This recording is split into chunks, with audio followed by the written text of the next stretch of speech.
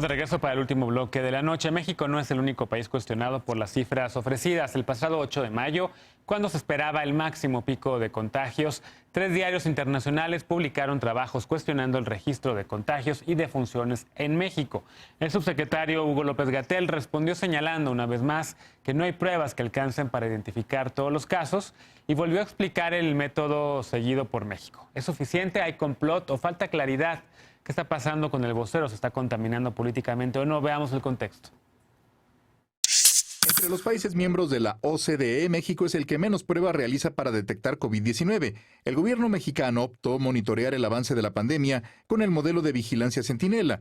El modelo ha sido cuestionado, pues aunque considera el 100% de las hospitalizaciones, no contempla personas asintomáticas y considera solo el 10% de los casos que no necesitan hospitalización. Además, solo registra las muertes ocurridas en 26,000 unidades de salud. A partir del 21 de abril, en la fase 3, este modelo dejó de ser principal sistema de información. Ahora el modelo primario es la red de infección respiratoria aguda grave que monitorea el total de camas hospitalarias de terapia intensiva y respiradores disponibles en el país. La semana pasada, 3 diarios internacionales publicaron en distintos trabajos periodísticos que en México hay subregistro de contagios y fallecimientos, rezago en la entrega de datos e insuficiente aplicación de pruebas. En un mensaje distribuido en redes sociales, el subsecretario de Salud, Hugo López-Gatell, respondió que no es posible medir con exactitud el número de contagios, pues muchos son asintomáticos o tienen sintomatología leve. Apuntó además que quienes padecen COVID-19 llegan con frecuencia en un estado de gravedad que no permite hacer oportunamente las pruebas de laboratorio y que las muertes por COVID-19 no siempre quedan registradas,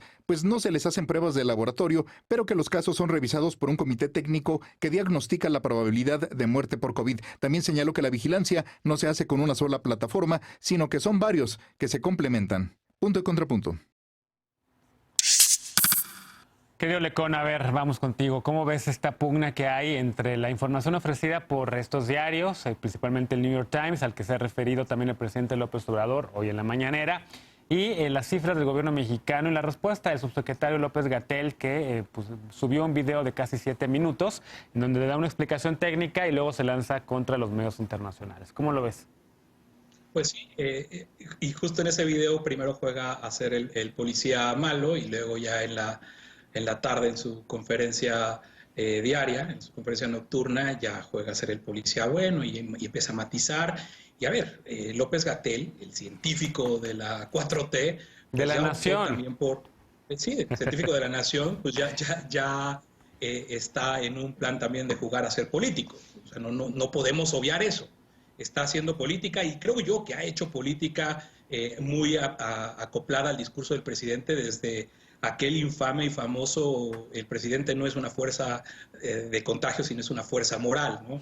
Entonces, aceptemos eso y ahora hablemos de los medios de comunicación y de esta campaña que tienen ese grupo político de la Cuarta Transformación en contra de los medios de comunicación. Porque el simple hecho de insinuar esta conspiración internacional se me hace una verdadera tontería.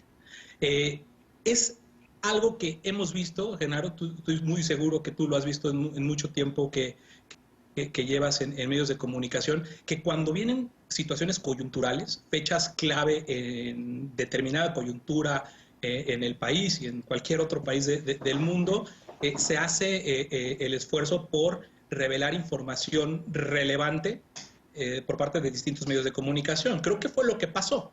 Hoy escuchaba a Javier Lafuente y a Sam Ahmed, el periodista del País y del New York Times respectivamente, en la mañana en W Radio, haciendo una defensa de su trabajo, de lo que publicaron y diciendo, pues bueno, nosotros, pues sí, primero nos dio risa lo de la conspiración internacional y luego se volvió un tema preocupante, que estén descalificando nuestro trabajo como si se tratara de una cruzada en contra de la Cuarta Transformación, cuando periodistas, precisamente como Sam Ahmed del New York Times, fueron los autores del reportaje del gobierno espía de Enrique Peña Nieto en su momento, y también se les acusó de tratar de desestabilizar al país y de todas las cosas que hoy se les acusa por poner en cuestión o hacer cuestionamientos puntuales sobre las cifras que ha presentado el gobierno de México. Lo más relevante, creo, porque yo busqué, traté de encontrar alguna parte en la que desmintieran la información que presentaban, esta disparidad o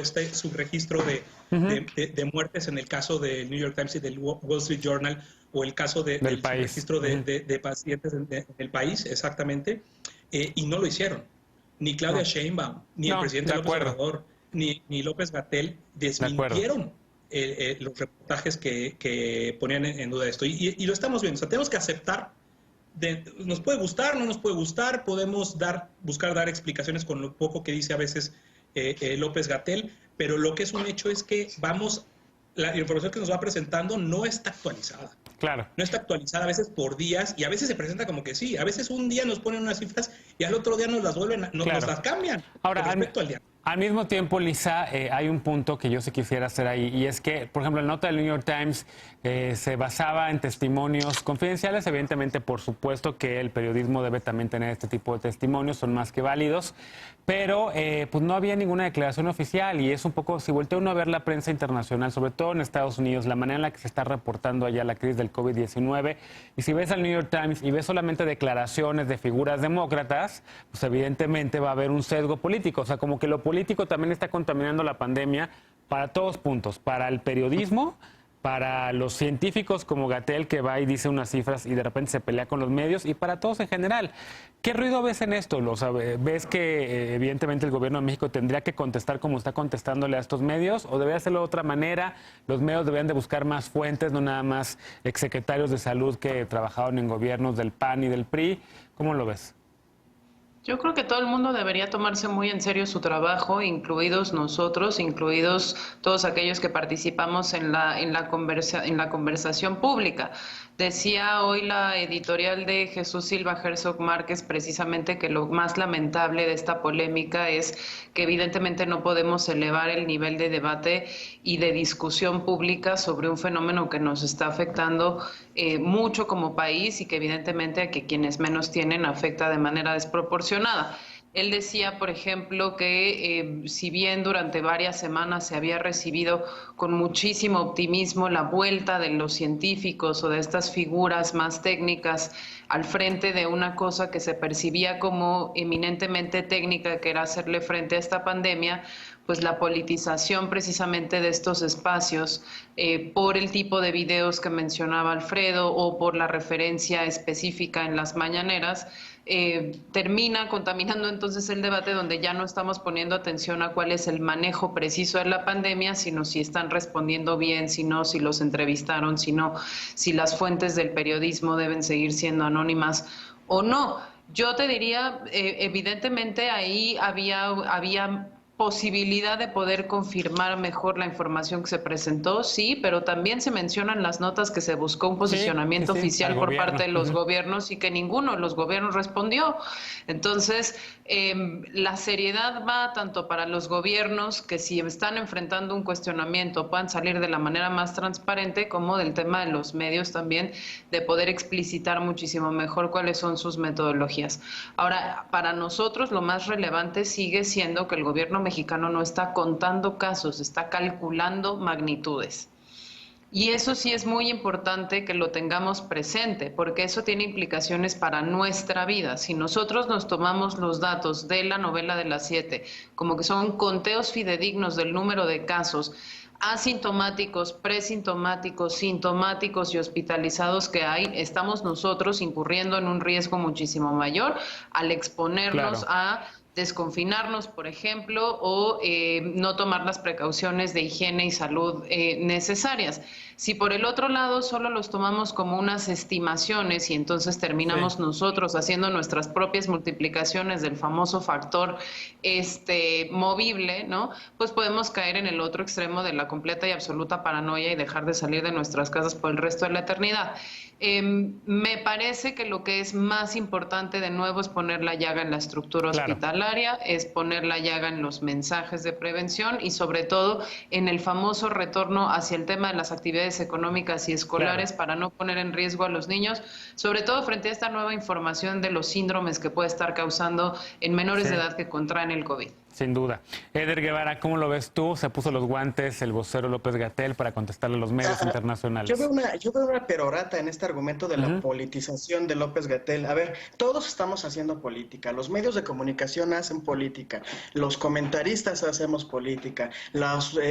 Por supuesto que Hugo López-Gatell, aunque es un especialista y en la mayoría de los casos está hablando de cuestiones técnicas que un ciudadano común no conoce o no podría manejar como él, también hace política cuando responde a estas acusaciones que son muy serias y él está respondiendo a ellas. Y todos, hasta mi querido Lecona, hacemos política. Tenemos filias y fobias políticas, hacemos alianzas políticas y tenemos adversarios políticos. ¿Qué es lo que sí tenemos en concreto ahorita con lo que podemos evaluar? Que yo lo he dicho en varias ocasiones aquí en el programa, pues el asunto de la capacidad estratégica del gobierno federal para atender la necesidad hospitalaria. ¿Y qué datos duros tenemos en este momento? Que hay un 34% de ocupación de camas en todo el país y que se redujo del 28 al 24% la ocupación de camas con ventilador. Es decir, estamos con suficientes capacidades para atender a la población que desafortunadamente se enferma de gravedad por COVID-19. Lo demás, hoy The Economist sacó un reportaje en donde ponen que el gobierno de Andrés Manuel López Obrador es de los más destacados en el tratamiento de la cuarentena. ¿Qué son estos reportajes? A favor y en contra. Es un juego de percepciones y eso es profundamente político. Y a mí me parece que ahorita hacer un juego de percepciones diciendo que hay el triple de muertes por COVID de las que en realidad hay, es una irresponsabilidad, sobre todo si no estás mostrando una sola prueba y si eso, por quienes lo acusan al gobierno federal, no el reportero, no el medio de comunicación. Hay opositores que acusan al gobierno federal de estar ocultando la cantidad real de muertes. Si no va acompañado eso de una denuncia, no solamente están usando políticamente esta circunstancia, sino que están lucrando de la manera más vil con la circunstancia que estamos viviendo. No podemos caer en ese tamaño de responsabilidad. Y sí, por supuesto, todos están haciendo política, todo es política, todos estamos en este proceso. Ahora, yo coincido con Lisa, tenemos que ser muy responsables porque si lo que queremos es volver y generar una normalidad en donde haya fraternidad y donde podamos cuestionarnos las capacidades irracionales de consumo de la población, pero sobre todo queremos volver a salir a las calles, tenemos que ser muy responsables y muy solidarios con quienes en este momento están enfermos de gravedad. A ver, Dolores, dice Eder que todos hacemos política, incluido el doctor Hugo López-Gatell. Nos había prometido el presidente López Obrador que iba a dejar las decisiones a los científicos, que no iban a ser políticos. ¿Coincides con Eder? No se contradice eso, Genaro. A ver, no hay una contradicción. Yo creo que más que acatar el mensaje presidencial de una forma así exhaustiva, aquí lo que importa es que definitivamente López-Gatell tiene derecho a defender sus datos y a defender la estrategia que entre ellos han elegido, y la podemos ver todos los días.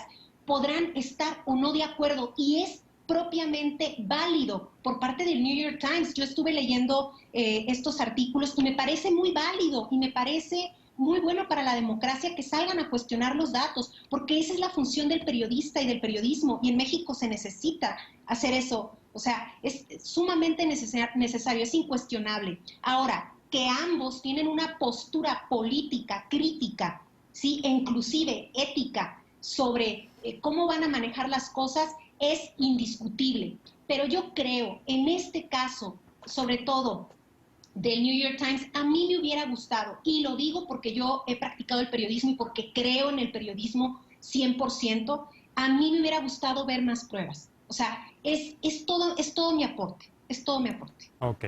A ver, Eder, querías decir algo, sí.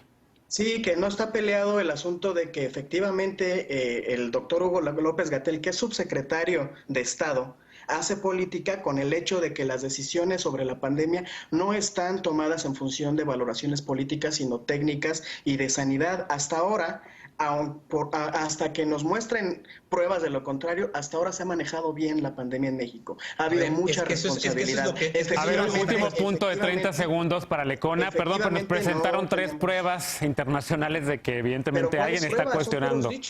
Lecona. No hay pruebas, son puros dichos. Bueno, si ustedes querían ver, si entendemos bien lo que presentaron estos reportajes, y especialmente el del New York Times, hoy el mismo Osama Ahmed dice que si él hubiera revelado la información de este modelo que le presentaron autoridades de la Ciudad de México, prácticamente hubiera revelado la fuente. Yo creo que se vale y se tiene que valer que se puedan reservar las fuentes los periodistas, y no es una cuestión de percepciones. Sin duda. Están presentando información que nosotros podamos tener una idea de que hay un subregistro en muertes y en contagios. No hay la menor duda. Hasta el propio López-Gatell lo dice, ¿no? Lo reconoce. Claro. Pero no desconoce, no está yendo en contra de la información como la presentaron. No desmintieron los reportajes. Y si van a hacer política, y si está en la naturaleza de todo mundo hacer política, pues entonces que no hagan nada más politiquería. Porque inventarse lo de la conspiración. Bueno, tenemos que irnos a un corte. Inventarse la sincronización, el nado sincronizado, como si el presidente de la República no fuera beneficiario de ese nado sincronizado. No sé si de los medios internacionales, pero la oposición. No sé si tú te has dado cuenta de qué pasa. Y se politizó, evidentemente. Se está politizando con la idea de que hay más muertes de las que te caen una ola de bots de la Cuarta Transformación y de troles y de todo eso. Eso también es nado sincronizado. A ver, cuestionar si hay más muertes o conocer el número real de muertes, Ceder, ¿te parece que es politizar? No, el cuestionamiento es válido. Incluso yo coincido con Lecona. Debemos proteger el derecho de las fuentes anónimas. En eso coincido plenamente. Pero el asunto es, y yo siempre he sido un defensor de la observancia como un valor a partir de la desconfianza con las autoridades. Sin embargo, una cosa es desconfiar y una cosa es hacer observancia y cuestionar, y otra, hacer acusaciones tan serias sin mostrar una sola prueba. No es lo mismo. Bueno, no es tenemos que hacer una pausa. Si quieren, luego continuamos con este debate. Gracias a los cuatro, de hecho, y Lecona, ya vimos a tu gatito por ahí atrás, y es el segundo gatito que aparece en Punto y Contrapunto, el otro es el de Ana Villagrán. Hacemos una pausa y regresamos con la paparrucha de esta noche, no te vayas.